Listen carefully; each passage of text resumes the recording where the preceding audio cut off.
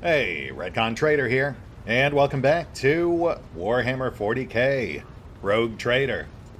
As today we continue our stellar adventure. Though, of course, first we've still got this level up in the queue, so let's go ahead and knock that out. And yeah, I've got to say, after going through our options, it's actually all pretty straightforward. For our operatives, generally speaking, there are our alpha strikers. They're the characters we want to have one-hit, one-kill policies with. So both of them will be grabbing fresh target.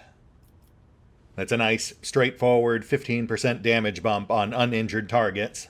No other special requirements or exploit management required. And then, leaning into that just slightly with Valen, we'll go ahead and round his perception up to 50 to hit that 15% target number.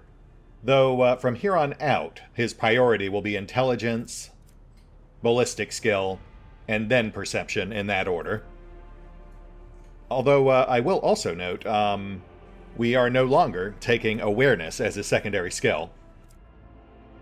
I haven't decided what'll be replacing it just yet, but the reason for that is because in looking at our options for this level up, I noticed that they took Adira's initial point out of Warp and dropped it in Awareness, which I actually hate because classically I have always used her as my primary Warp lore character. Which is, I mean, it's not a huge deal. We can still just pump Warp lore up as well. It's just kind of painful to lose that 10 points this early on. Not a huge deal long term, it just means that now her secondary focus is Awareness. Which I guess makes sense for a dedicated precog, even if we are also branching around in like 7 other different directions. Aside from that, her perception is fine. We're going to leave it at 50 for now. I think with her, as a psyker, our primary is going to be willpower. Our secondary will be intelligence. And then our tertiary will be perception. We're mostly just setting her up for basic damage output right now.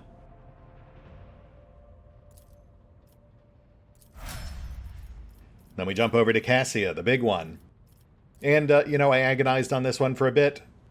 But, you know what, I figured what the heck. We don't really know what's coming anyway, so we'll just go ahead and start building her as we normally would, and then play it by ear from there as balance changes come down the pipeline, since clearly they are making changes, as evidenced by Adira's skill shift. We'll just keep her focused on willpower for now. Fellowship's important too, but that'll be our secondary. And then we get a common talent. And this will be Mastery of Time. It's gotta be. That gives her a stacking +5 willpower every time someone in the squad gets an extra turn, which as an officer with Bring It Down, will be every time she gets a turn. But then on top of that, we will also use her second talent slot to grab Seize the Initiative, which grants her an extra turn at the beginning of every combat, which she can then in turn use to give another person a turn. So right off the bat, that'll start every combat with a +10 in willpower, +15 by the time she gets a real turn. And then, yes, obviously max out willpower, with the next 2 advances going into Fellowship, and then the one after that going into Perception. Attribute limits get reset at 16, but we won't worry about that just yet. Still got a ways to go. For Argenta, there's a number of ways we could take her, but just for the sheer novelty of it, I think we're going to lean her AoE. Obviously, we're continuing to boost her ballistic skill, but for her new ability, normally I'd go Dash for the practicality of it. But I'm kind of shotgun crazy right now, so I'm thinking instead we'll give her Concentrated Fire. That'll be good for shotties, flamethrowers, and grenades, all of which I'd kind of like her to load up on. Eventually what I'd like is for her to have a heavy weapon in her primary, and then a foe hammer and a hand flamer in her off, as well as the talent that lets her throw 1 free grenade per combat. It's not the most effective build for her, but it is a lot of fun. I've been testing it a bit off-screen. And Abelard. No real debate here. He is our taunting tank, and thus taunting Scream is pretty much mandatory. Aside from that, We'll go ahead and grab athletics. Everyone else is using strength as a dump stat right now. Then carouse will be a secondary, with, I guess Medicae being his tertiary, just to eke out a little extra healing. And that's it. Level up's complete. Let's push on. And after giving it some thought, weighing our options and whatnot, I have decided we will indeed set our sights on the first half of Rykad Minoris. Just enough to fill out our squad. Though, I suppose it wouldn't hurt to hit the unidentified void ship first.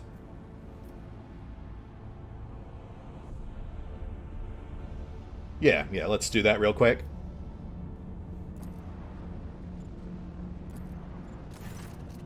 Oh, or we could do this instead. Lord Captain, there is some commotion on the officer's deck.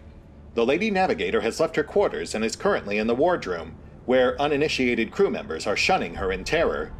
Perhaps you should find out what has brought Cassia to the deck.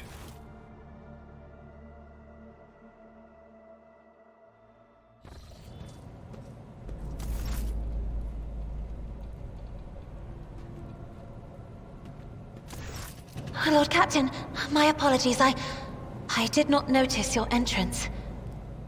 As you walk closer, Cassia looks up at you, starts, and hides a weathered book behind her back. The Lady Navigator was engrossed in perusing the dusty tomes, which appear to have been neglected by the other officers, be it because of sloth or dullness of mind. It's just what happens when you're surrounded by cogitators and view screens 24/7. Lady Cassia, I'm glad to see you're making yourself comfortable. Compared to Urak 5, your ship is a boundless world of unfamiliar hues. And yet, the abundance of bright colors can at times be wearisome on the eyes. The bridge and the decks are so clamorous. In my search for a place of quiet, I was fortunate to come upon this islet of serenity filled with rare tomes and practically devoid of color.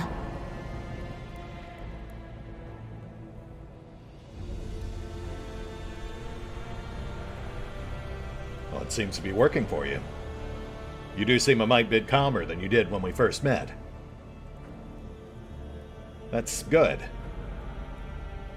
There was some concern about your powers. There are people on this ship who are far more impulsive and dangerous to others, and far less devoted to the God Emperor than a herald of the Navis nobility.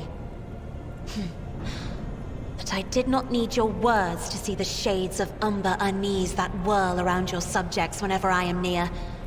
Were I not acquainted with such a reaction, I could have found their behavior and your question just now insulting. Cassia tosses her head back and straightens. Look, I didn't mean anything by it. I'm just... After the events of Urak 5, anyone would be pretty messed up, myself included. Your whole life was ripped out from under you. You sure you're okay? One should not underestimate the navigators of House Exsellsior, Lord Captain. Like a shawl of pale smoke, a faint malaise hangs upon my shoulders, but it will not be the slightest hindrance to my duty to humanity, and my duty to you. Cassia's response is reserved and pointedly decorous, clearly intended to create a distance between you.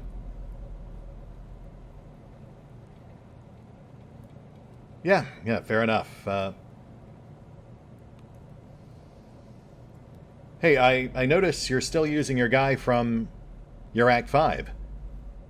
You know, I've got other people available. Are they not good enough for you? No. It is not that at all, Lord Captain. It is just that Uwe is quite capable of carrying out his duties by himself. He is well accustomed to my whims and preferences. She nods genially to her taciturn servant. Cassia cringes ever so slightly, adjusts the adornment on her forehead, then awkwardly hides her clawed fingers in the folds of her clothes. The unnatural appearance of navigators often becomes the topic of gossip among lowly servants and officers alike. It is unsurprising, then, that Cassia prefers the company of one who is used to how she looks. Alright then, whatever makes you happy. Hey, speaking of which, I see you're a reader. Me too. Oh, this. I found this fascinating read on one of the shelves, and I must say, it has caught my eye. Its every chapter is written in verse. I find it so beautiful and enrapturing.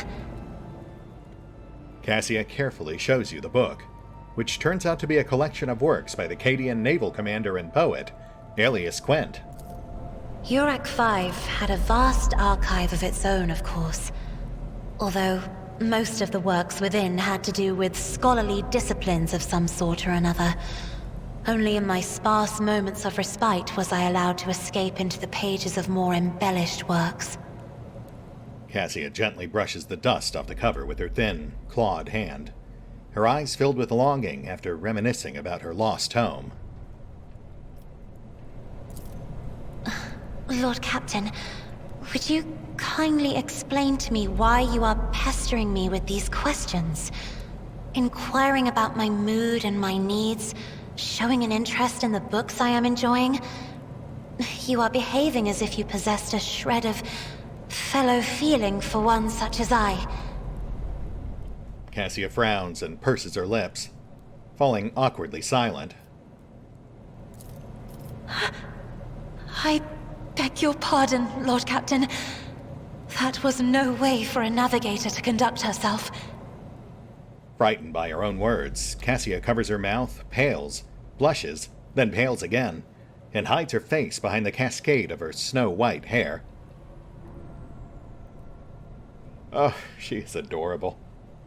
You know, part of me really wants to flirt with her, but at the same time I'm trying to keep in mind how Valen would respond. He's generally a nice guy for a crime lord, relatively speaking, but at the same time he's also saddled with a computer brain and 25 fellowship, so you know. It's fine. There's nothing wrong with showing normal human emotions. They're just a natural extension of who you are. I appreciate people being candid. Please forgive me. I cannot even understand myself right now. Your words and attention have reminded me of life on the station, of Theobald and Felek. I do not understand. They were merely the keepers of Urak 5. So why do memories of those two make me feel a strange heaviness here? She places a hand on her breastplate. The primness of her expression cracks, revealing a great weariness beneath. At the same time, I find myself overwhelmed with new excitement and anticipation. At last, I have set foot outside my familiar walls and into a world that I have only seen before in the pages of books. Your ship alone is a treasure trove of remarkable artifacts and curiosities. And just imagine the things that await beyond, but my delight must seem childish to you, surely. In your heart, you must be finding all this quite amusing.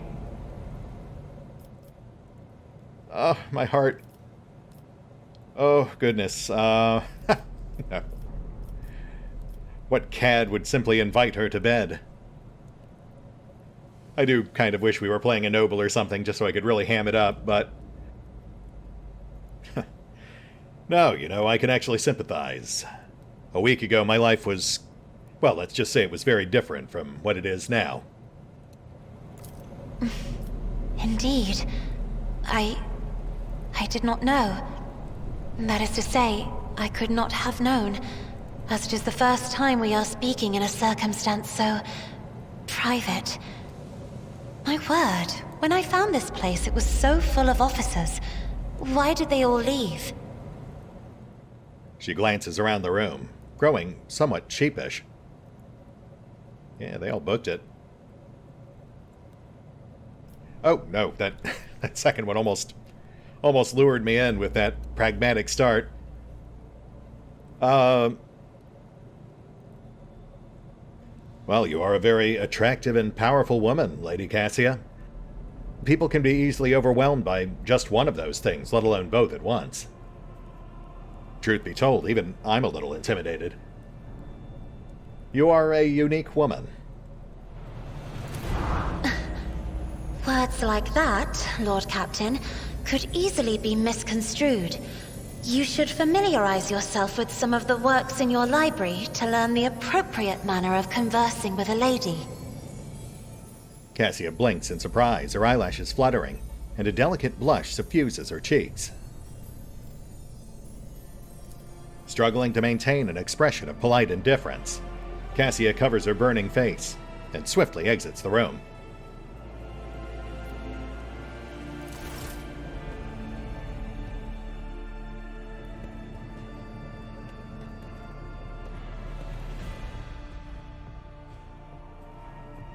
She's such a cutie. Oh, and she's left us a book. A very subtle. Secrets of Gallant Conduct.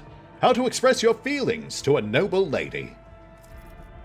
Well, this certainly seems important. Let's give that a gander. An admirer who seeks the favor of a refined lady is well advised to maintain pointed courtesy and finesse in his every deed. An honorable admirer will never defile a noble lady's ears with crude or indecent words, and neither will he allow himself conduct that could besmirch her honor and dignity.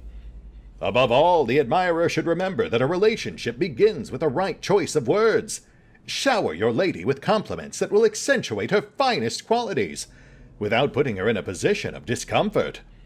A word chosen elegantly and spoken with genuine warmth may bring about a change in the lady's eyes as she looks upon you. Once your interaction has grown more intimate, always be sure to remember the simple rules of etiquette. For example, should the lady drop her handkerchief, the deepest expression of sympathy for her would be to perform the following gesture. Pick up the handkerchief. Wait a brief moment, then bring the handkerchief to your lips and touch it lightly before returning it to the lady. This noble gesture will assure the lady of the seriousness of your intentions. Remember that the flower bud of true feelings takes time to blossom. Patience, loyalty, and impeccability in adhering to the decorums of the nobility is key to earning the lady's favorable disposition. Ah, the old hanky-panky maneuver. Yeah, there's a lot to be said for proper lip service. We will certainly keep that in mind. Especially should Lady Cassia ever very conspicuously drop a handkerchief in front of us.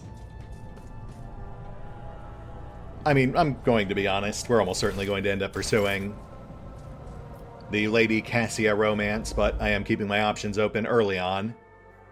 I don't think they really make you choose until, like, Act 4? Not that I've actually played that far, but in theory that gives us some time to dabble.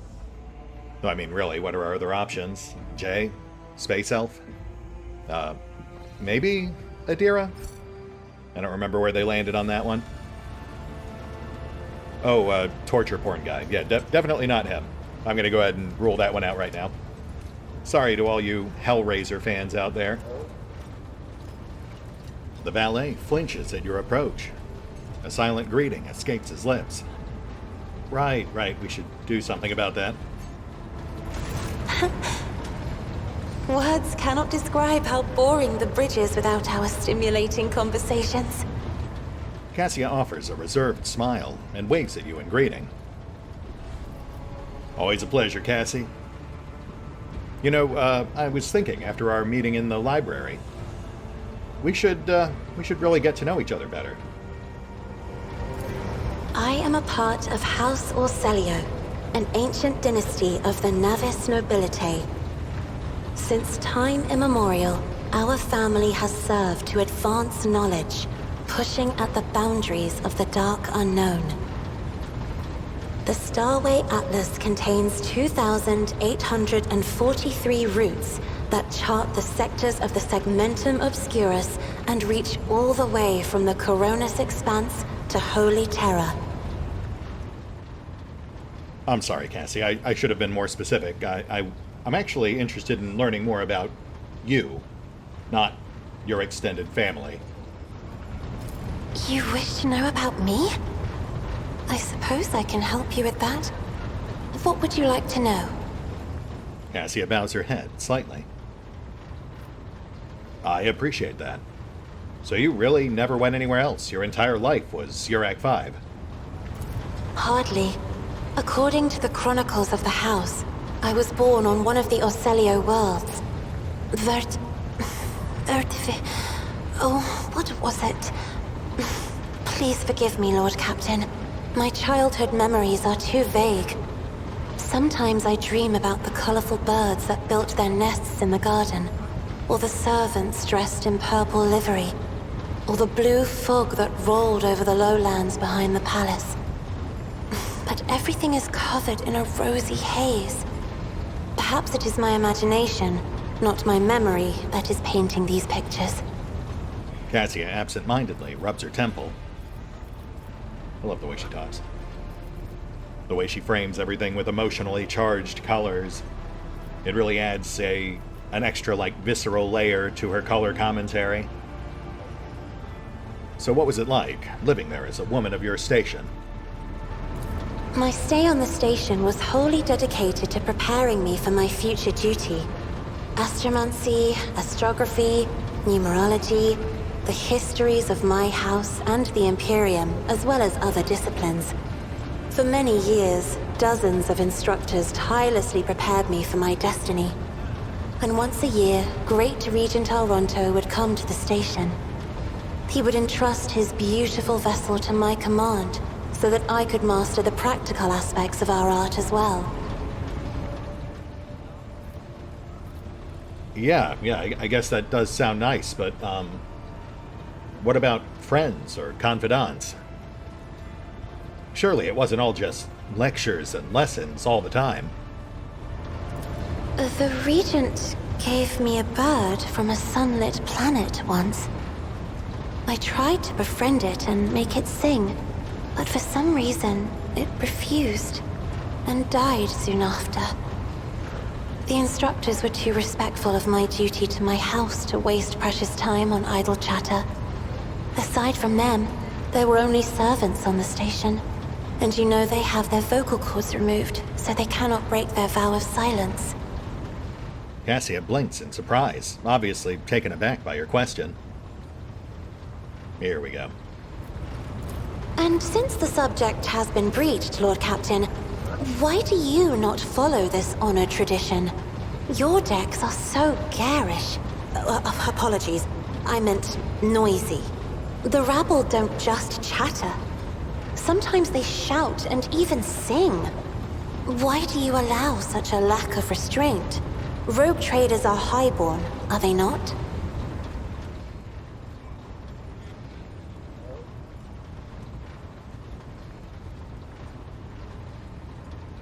Cassia, as people in positions of power, it's our responsibility to take care of the people under our charge, not alter or mutilate them just because it's more convenient. Your words sound amazingly blasphemous. If a ruler's duty dictates the need for violence, would dispensing it not be their responsibility? I will contemplate your answer in solitude. The young woman stands frozen in confusion. Yeah, you do that. So your third eye, I notice you have a habit of covering it. The Navigator's open eye is baneful to whoever the warp's ruinous shine falls upon, and therefore it is the symbol of our power. We are the guiding stars of humanity, found worthy of an uncommon gift, and one of the duties that we bear is to guard our eye, even from wayward glances that may bear evil. Cassia nods slowly. Besides, I am aware that Lesser servants of the Imperium may find our appearance repulsive. The navigator gene twists the features the rabble are used to seeing, and the magnificence of our role cannot be grasped by their feeble minds. Cassia hesitates for a few seconds, then looks away.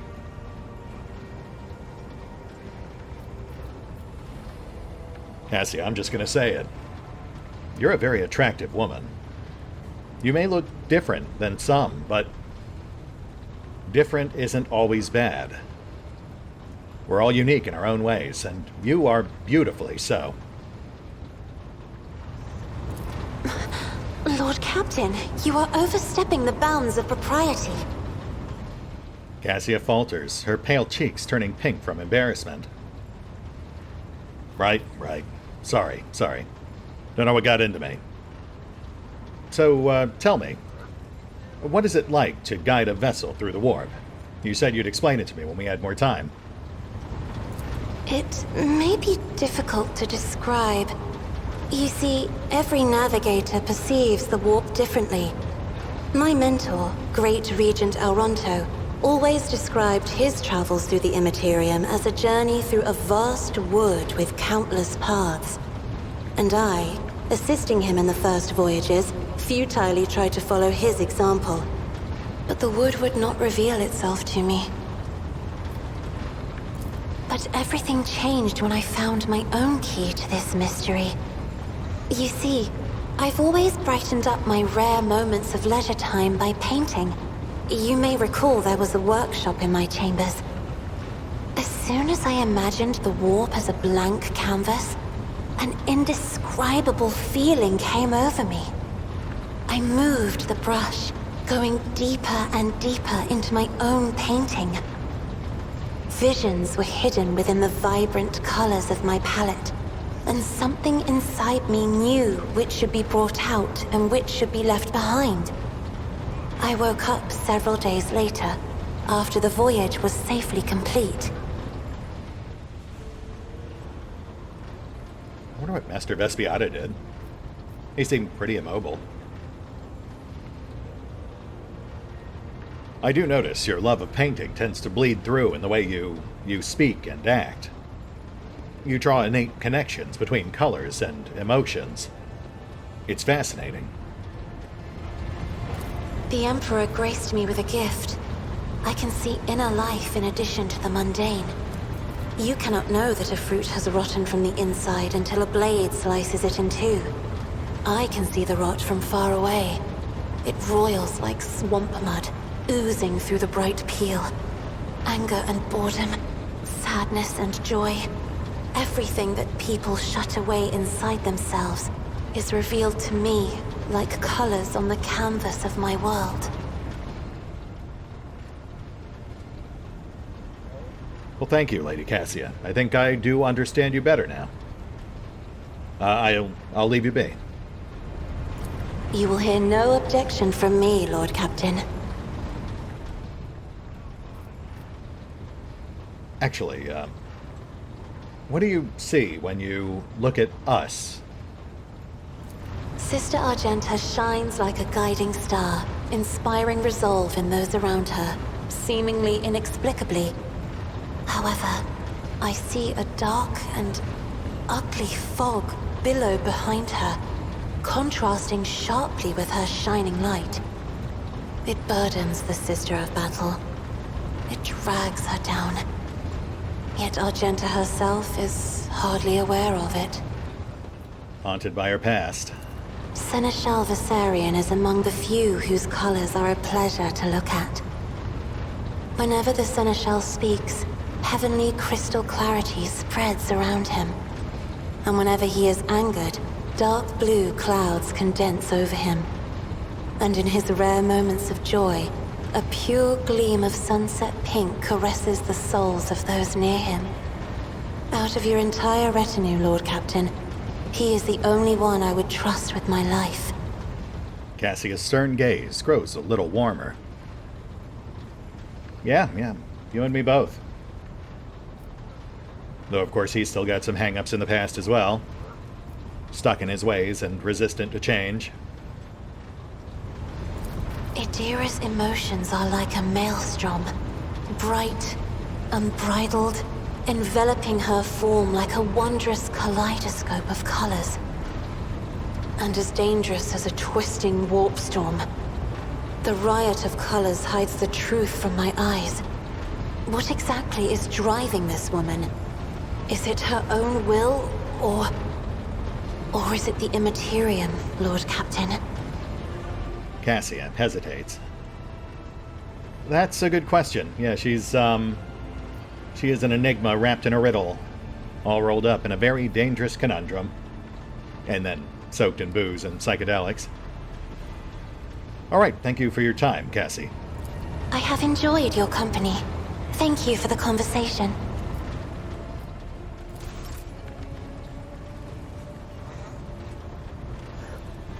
The servant-stocked vocal cords were recently replaced with a silver-plated Vox implant. Wow, they worked quick. I love to imagine that as I was talking with Cassia, other servants were running up to hastily undo the docked vocal cords. But our work here is done. Yes, I love the fact that they actually address that. That if you make her doubt her house's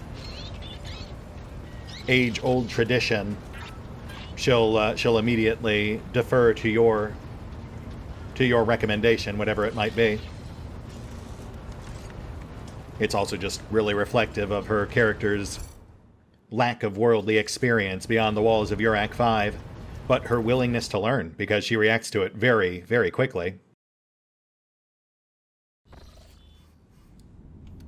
Anyway, that ate up a fair chunk of time, but I think we've still got enough to hit the void ship, resupply, and then at least touch down on Rykad Minoris.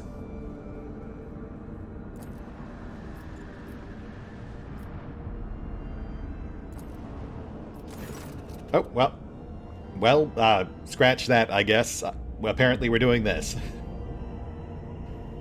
Lord Captain, sorry to disturb you. Vigdis pauses, as if listening to something. It's pandemonium outside the bridge gate. One of the officers seems to be demanding an audience with you in person. I think I hear Master Wasurian's voice. In any case, I wanted to warn you in advance. Oh, I know what this is. That's actually kind of funny timing. I was just commenting on how Abelard is stuck in his ways and resistant to change. All right, let's do this.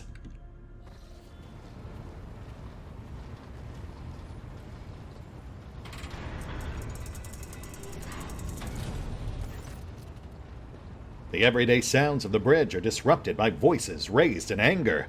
Abelard's voice, the loudest of all. This is not the conduct of an officer. These are the antics of a high-born brat out on a lark. Explain yourself, Lieutenant. The young woman standing before Abelard strives with all her might, not to quail under the onslaught of her superior's anger. She falters, but then manages to look him in the eye and say, I apologize, sir, but I must speak to the Lord Captain. Very well, Lieutenant. You may address the Lord Captain, not least because I see you have already seen fit to disturb him. Your unauthorized appearance on the bridge and display of belligerence towards a higher-ranking officer will be logged on your personal file without delay. Lord Captain, Lieutenant of Rilla Vent, requesting permission to speak. Vent falls silent and then adds rashly, on a matter of extreme importance and urgency.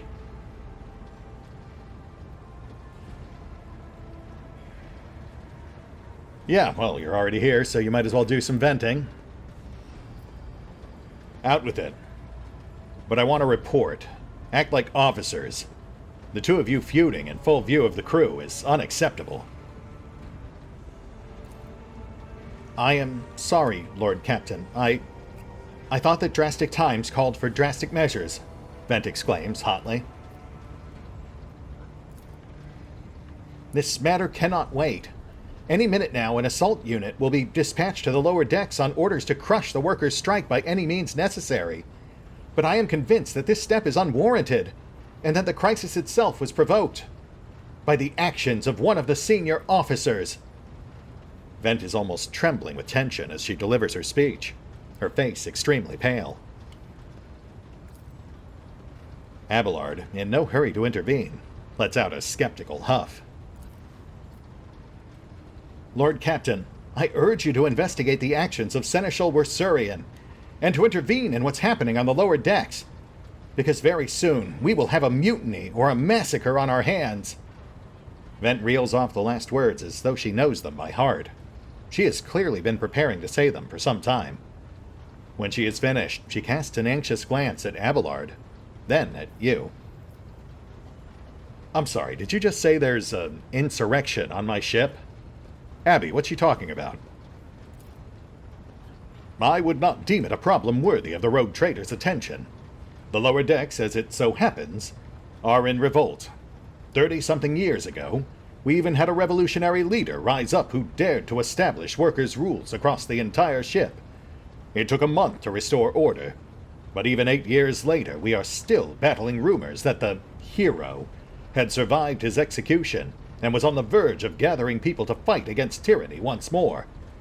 Abelard scoffs. Needless to say, the rumors were baseless. As for the current situation, we have sufficient enforcers to deal with it. Okay, that's also something I'm going to have to ask you about.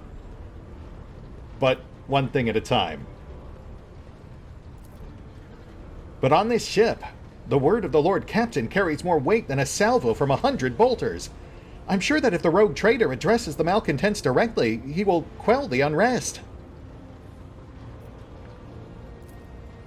I dread to think what problem you will disturb the rogue trader with next. Perhaps you will ask the Lord Captain to break up brawls in the mess room? I have already given you the means to resolve this problem. You simply need to use them. If I may, your lordship, sending a hit squad to crush the rebellion is a means of ignoring the problem, not solving it. Okay, I'm coming into this halfway through. Could someone please at least tell me how this all started? The situation could boil over at any minute, so I'll give you the condensed version. It all began when the enforcers found a cultist amulet on the body of someone who'd been killed in a drunken brawl. We reported it up the chain immediately, arranged for a cleansing rite to be performed, and opened an investigation. No heretics have been found alive, but the search has wrought tensions between enforcers and workers to a head. Right. And where does Abby come into all this? I shall explain, Abelard intones grimly. I beg you to hurry. Time is running out. I will not hurry. Since my competence is under scrutiny, I shall speak for as long as I see fit. There is an established order to the way things are done on this ship, and one of the pillars of that system is that the rogue trader's attention is not distracted by trivial matters. It is the Seneschal's role to ensure that. I have always handled internal problems myself, so of course when I receive information about cultists hiding on the lower decks, I took the matter in hand. So long as I live, not one of the vermin who murdered Theodora von Valancius will find refuge on her ship. Living in the past, man. You are far too heavy-handed, Seneschal Wursurian. Arrests, interrogations, mass punishments for entire sectors. It has driven the people to the brink, Vent says bitterly.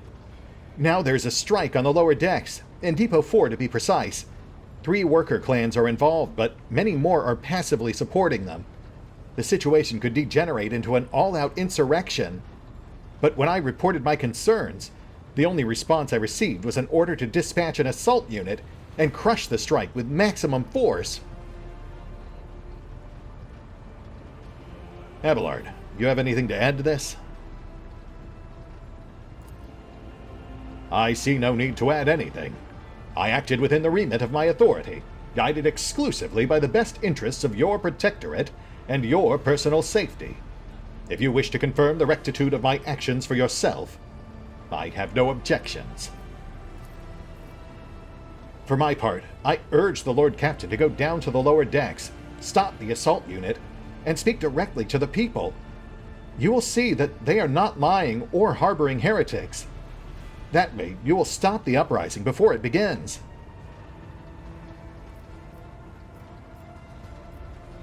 What do we know about Depot 4? Depot 4 is one of the poorest sectors on the lower decks. It is home to the clans of general laborers. They are not as valuable to the ship as the families who have served its specialized system for generations.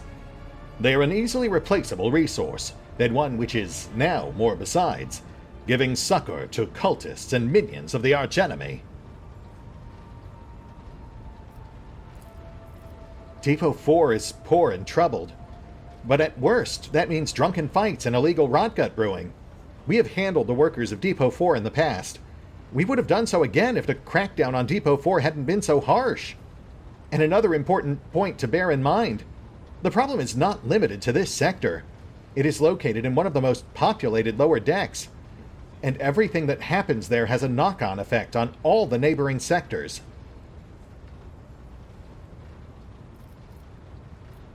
Alright, I've heard enough. Look, I'm sure Abby did what he felt was right, within the constraints of his due authority. But I will look into it. Throne preserve you, Lord Captain. I thank you for your support. Abelard grits his teeth slightly. An enterprise bordering on the sophomoric. But please yourself, Lord Captain. However, I categorically insist that I escort you. Be my guest, bud. It turns out we still don't have a full squad, so that should not be a problem. And yeah, sadly we are hitting time here, so I guess Rykad Minoris will have to wait, but we'll definitely get to it next time. I can't imagine they'd hit us with 3 special events in a row. That aside, I actually don't really mind. I mean, I love the narrative events. I think that Owlcat has really honed their writing from one game to the next. And I find it fascinating to explore more about this world, this setting, and the characters that they've created to populate it. As I've stated before, I have a somewhat passing, if outdated, knowledge of the Warhammer 40k universe. I was more of a Necromunda and Gorka Morka guy. Oh, and you know what we can do before we call it quits is do some quick gear shuffling, since we're obviously headed into a high-stakes negotiation here. Let's go ahead and pull these items off Abelard, and we'll swap them over to our now dedicated talker. Not that we've actually boosted her powers of persuasion just yet. But that's still a notable 10-15 point swing from Abby. And we will be cranking her fellowship like crazy from here on out.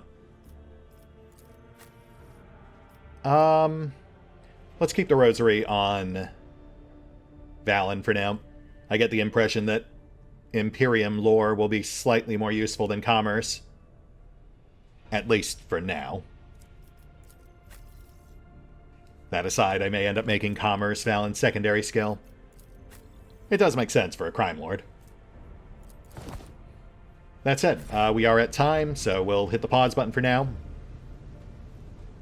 Excuse me, Ellie.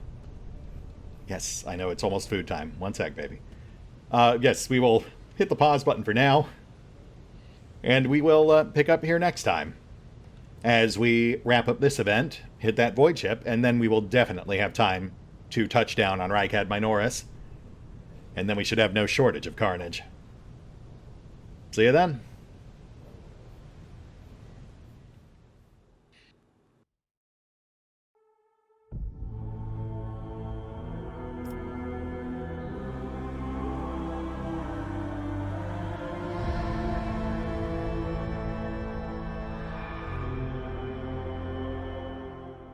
Oh, and special thanks to the Raiders, the fine folks who help make these videos possible, including but not limited to Revenant, Alois, Blindiron, CrowkingLoR, Dragon Matrix 7, Drakiith, Theory V23, EgonAlter, Exsellsior, Gottlieb, James Trimmier, Kazorm, Mark Giemza, Nathan Welch Jr., OverlordPherom, RandomPassrby, RobbyB, Tomasz Piątkowski, Triphoppenskip, and Valinrook. Thanks for your support, guys. That said, if you'd also like to help support the channel, then feel free to push the buttons that do the things. Trust me, it does make a difference. Or you could even check out the PayPal, the Patreon, the Nexus GG, or the YouTube memberships. Links are in the description.